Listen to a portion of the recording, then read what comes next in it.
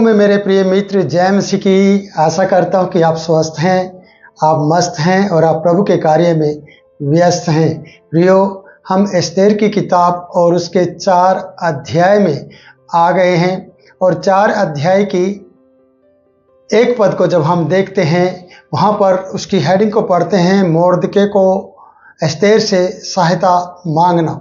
और यहाँ पर मोर्दके परमेश्वर के सामने किस रीति से चला गया है, किस रीति से वो बैठ गया है, किस रीति से उसने उस बात की चिंता की है जो यहूदियों के प्रति हामान ने षड्यंत्र रचा था। पूरी जाति यहूदी को सत्यानाश करने के लिए हामान ने ऐसा किया था। और यहाँ पर 4 अध्याय और उसके पहले पद को जब हम पढ़ते हैं, प्रियो, यहाँ इस प्रकार से लिखा है, जब मोर्दके ने जान लिया कि क्या क्या किया गया है, तब मोर्दके ने वस्त्र फाड़, टाट पहन, राख डालकर नगर के मध्य जाकर ऊंचे और दुख भरे शब्द से चिल्लाने लगा। उससे पहले राजभवन के उस पूर्वी फाटक के पास मोर्दके बैठा करता था और मोर्दके वहाँ पर रहा करता था और हामान वहाँ से आया जाया करता था, राजभवन से बाहर, राजभवन के अंदर। और इस तरीके से कभी भी इसने उसको सजदा नहीं किया। सभी लोग उसके सामने झुकते थे, सभी लोग उसको प्रणाम करते थे और उसका आदर सत्कार करते थे। लेकिन मोर्दके आदर सत्कार करता था लेकिन झुकता नहीं था, क्योंकि ये यहूदी था और इसने इस बात को प्रकट किया कि मैं यहूदी हूँ। क्योंकि लोगों के पूछे जाने पर यह सवाल था लोगों का कि तू क्यों नहीं झुकता। आज प्रिय, संसार के अंदर रहते हुए बहुत सी बातों के लिए आपको भी अपने आप को सचेत करना होगा कि आप उन बातों के सामने जो आपके विश्वास को खेदित करती है या दुख पहुंचाती है, उसके सामने आप झुक नहीं सकते। और जब आप नहीं झुकते हैं तो लोग आपसे सवाल करते हैं और सवाल करने पर आप उसका जवाब भी देते हैं। और जब जवाब देते हैं उसका असर क्या होगा, उसके बाद में रिजल्ट क्या आएगा, आपको शायद मालूम नहीं होगा। तो प्रिय, यहाँ पर मोर्दके को पता चल गया है, उसने जान लिया है कि क्या क्या किया गया है, क्योंकि उसकी शिकायत हामान से की गई थी और उन लोगों ने जो उससे चिढ़ने लगे थे क्योंकि वो झुकता नहीं था।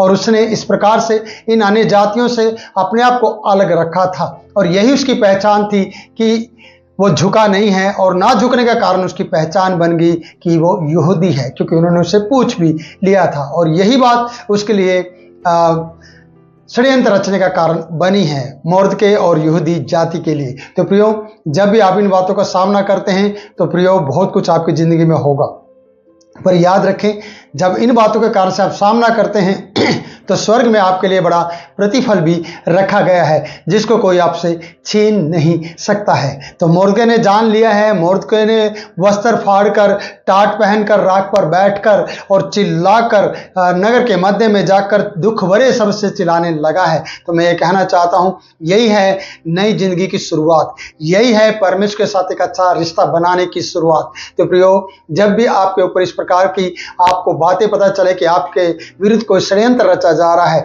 तो आप पुलिस इंक्वायरी ना करके, दूसरे अन्य जाति के पास ना जाके परमेश्वर को पहला महत्व स्थान दे और परमेश्वर के साथ आप खड़े हों। मैं ये कहना चाहता हूँ कि जब आप परमेश्वर को पहला स्थान देंगे, जब आप पहले प्रथम स्थान में परमेश्वर को जाकर पुकारेंगे, जैसे कि मोर्दके ने वस्त्र फाड़े, टाट ओढ़े, जो राजमहल के कपड़े पहनता था, जो अच्छे वस्त्र पहनता था, जो न्याय के कपड़े पहनता था, जिसकी बेटी या बहन एस्तेर रानी थी, जो राजा की रानी थी, मैं ये कहना चाहता हूँ कि उसकी पहुंच ज्यादा थी, फिर भी ये आज अपने वस्त्र उतार कर, टाट पहनकर, राख पर बैठकर दुख भरे शब्द के साथ चिल्लाने लगा है और नगर के मध्य जाकर चिल्ला रहा है। मैं ये कहना चाहता हूँ, क्यों चिल्ला रहा है, क्यों इसने वस्त्र फाड़े हैं, क्यों ये टाट ओढ़ रहा है, क्यों ये राख पर बैठा है, इसे मालूम है यही एक तरीका है नजात पाने का, यही एक तरीका है अपने जीवन में छुटकारा पाने का, यही एक तरीका है परमेश्वर को अपने पास बुलाने का, यही एक तरीका है परमेश्वर से मदद लेने का।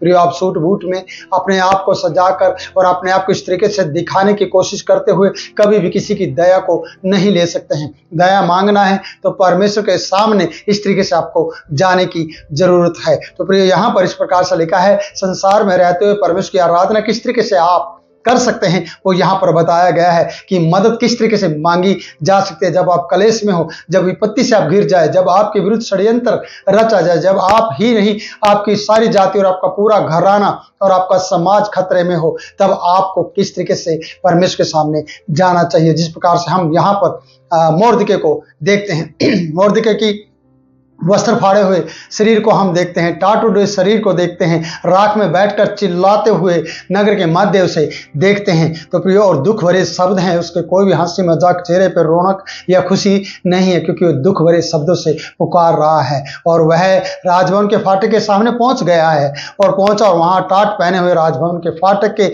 भीतर से भीतर तो किसी को आने जाने की आज्ञा नहीं थी, और वहां पर वो चिल्ला रहा था, वहां पर बैठा था। आपको पता है राजा के पास कोई जा नहीं सकता कि राजा की वो मदद मांग सके, राजा को कह सके कि हमारे विरुद्ध ऐसा किया गया है हामान के द्वारा। तो आना जाना भी बंद था। जब इस तरीके की आपके साथ घटना घट रही हो कि आपके जिससे आपको मदद की जरूरत पड़े, जो संसार में रहते हो, आपका चाचा ताया फूफा फूफा जो भी है प्रियो, आपके प्रियजन, उनसे आप मदद पाना चाहे, और उस वक्त भूख हड़ताल हो, उस वक्त चक्का जाम हो, उस वक्त भारत बंद हो, उस वक्त देश में आवाजाही ना हो किसी भी वाहन की, तब उस समय में आप किस तरीके से, और नेट बंद हो और फोन की कॉल कहीं लग ना रही हो, तब आपकी कॉल एक जगह लग सकती है, वो है परमेश्वर। यहाँ पर यह ऐसी परिस्थिति दर्शाई गई है कि मोर्दके के लोगों के लिए और मोर्दके के लिए षड्यंत्र रच दिया गया है, और ये इस वक्त अपने कपड़े उतारकर, अच्छे वस्त्र उतारकर, टाट पहनकर, राख पर बैठकर, दुख भरे शब्द से नगर के मध्य और फाटक के पास बैठकर दुख भरे शब्दों से चिल्लाने लगा है। और ऐसी परिस्थिति है कि राजा से भी मदद नहीं हो सकती है, राजा के पास कोई जा नहीं सकता है। तो प्रियो, कितने बड़ा एक महासंकट आ गया है इसकी जिंदगी के अंदर, और इजरायलियों के अंदर, यहूदियों के अंदर कितना बड़ा एक महासंकट है कि हर जगह विलाप ही विलाप है। प्रियो, जहाँ पर खुशी के गीत गाए जाते हैं, जहाँ अपनी मनमर्जी की जाती है, जहाँ हम खुशी से सब कुछ करने की कोशिश करते हैं, वहीं पर एक यहूदी की पहचान करते हुए, अपने आप को ना झुकाते हुए प्रियो, एक संकट आ गया है। और संकट का सामना करने के लिए किस तरीके से आपको तैयार होना है, जैसे हम मोर्दके को देखते हैं। ऐसी परिस्थिति है, ना राजा से मदद है, ना किसी और से, सिर्फ एक है जो सच्चा जीवित परमेश्वर है जिसके द्वारा आप और मैं, हम सब मदद पा सकते हैं। वही है जो आपकी और हमारी मदद कर सकता है। ऐसे परिस्थिति में आपको अपने वस्त्रों पर नहीं, उन वस्त्रों को निकालते उतारते हुए ऐसे वस्त्र डालने हैं जिसकी कोई कीमत ना हो, जिसको देखते ही व्यक्ति पहचान जाए कि ये दुख में है, ये क्लेश में है, परेशानी में है, और आपका परमेश्वर आप पर तरस खाए। आपको दुख भरे शब्दों में परमेश्वर से बात करने की जरूरत पड़ेगी उस समय जब आप संकट में हो, जब आपके घर के हालात बिगड़े हों, जब आपके बच्चे आपका कहना ना मान रहे हों, तब आपको घुटनों पे आना होगा और प्रार्थना करना होगा, जैसे कि हम मोर्दके को देखते हैं। हम तीसरे पद में चलते हैं, क्योंकि राजा के पास जाने की किसी को आज्ञा नहीं थी। एक एक प्रांत में जहाँ जहाँ राजा की आज्ञा और नियम पहुँचा था, वहाँ वहाँ यहूदी बड़ा विलाप करने और उपवास और रोने पीटने लगे, वरन भुतेरे टाट पहने और राख डाले हुए पड़े रहे। प्रियो, सिर्फ मोर्दके ही नहीं राख पर बैठे, सिर्फ मोर्दके ही नहीं अपने कपड़े उतारे, सिर्फ मोर्दके ही नहीं उपवास करे, सिर्फ मोर्दके ही नहीं चिल्लाए और प्रार्थना करे।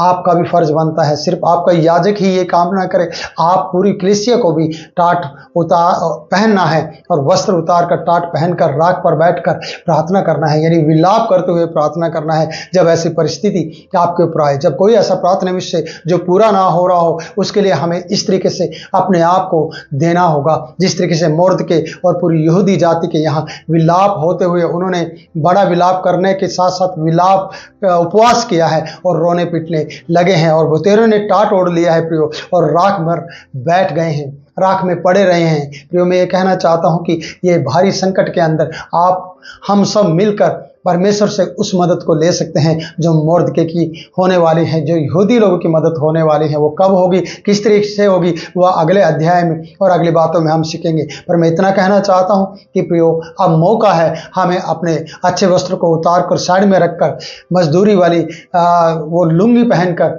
और वो वस्त्र पहनकर जिस पर परमेश्वर तरस खा सके। आप अच्छे अच्छे कपड़े पहनकर ये दिखा नहीं सकते कि मैं किस तरीके का व्यक्ति और मेरे पास कमी नहीं है। प्रियो, ना, आप अपनी सुंदरता मत दिखाइए। यहाँ पर सुंदरता भूल गए हैं, कपड़े भूल गए हैं, यहाँ पर रोटी भूल गई है, यहाँ पर खाना सब बंद कर दिया गया। यहाँ हंसी मजाक के बजाय विलाप हो रहा है, रोना पीटना हो रहा है, और एक बड़ा संकट आते ही ये लोग राख पर बैठ गए हैं, टाट पहन लिया है, कपड़े उतार दिए हैं, विलाप कर रहे हैं और प्रार्थना, सिर्फ प्रार्थना प्रार्थना। क्या आप नहीं अपने देश के माहौल को बदल सकते? जब देश के अंदर इस तरीके से बेटियों के साथ बलात्कार हो रहे हो, जब बेटियों के साथ बुरा हो रहा हो, आपके बेटों के साथ गलत हो रहा हो और आपको झूठे इल्जाम में फंसाया गया हो, प्रियो, एक कारण हो सकता है कि आपको शैतान भी झूठे तरीके से आपको फंसाने की कोशिश करने की कोशिश करेगा। जैसे हामान ने मोर्दके को ही नहीं, पूरी जाति को संकट में डाल दिया है। इनका संकट हारने वाला परमेश्वर है, इनको बचाने वाला परमेश्वर है, पर शर्त यह है कि आपको घुटनों पर आते हुए, टाट पहनते हुए, वस्त्र उतारते हुए और भोग विलासा का जीवन छोड़ते हुए पवित्रता के साथ रहते हुए प्रार्थना करनी होगी। जब आप इस तरीके का जीवन जिएंगे तब ही परमेश्वर आपकी मदद करेगा। क्या आप नहीं चाहते कि आप आज मुझे प्रार्थना करने की जरूरत है, मेरे समाज को बचाने के लिए, मेरे घराने को बचाने के लिए, मेरे बाल बच्चों को बचाने के लिए मुझे परमेश्वर की सख्त जरूरत है, और इसी शक्ति को लेते हुए परमेश्वर की भक्ति करें। परमेश्वर आपके साथ बना रहे। फिर मिलूंगा नई वीडियो में, तब तक के लिए मैं आपसे इजाजत चाहता हूँ। जय मसीह की।